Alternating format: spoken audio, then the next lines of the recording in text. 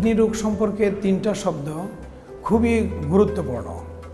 Kidney রোগ ব্যাপক, kidney রোগ ভয়াবহ, কিন্তু একটু সাবধান হলে এটা প্রতিরোধযোগ্য।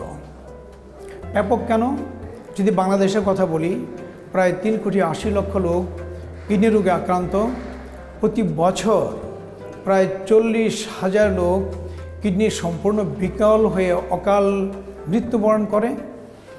অন্যদিকে কিডনি রোগ নীরব ঘাতক। আর যাদের কিডনি সম্পূর্ণ বিকল হয়ে যায়, এই চিকিৎসা এত ব্যয়বহুল যে এদেশে শতকরা 10 ভাগ লোকও সেই ব্যয় সংকলন করতে পারে না।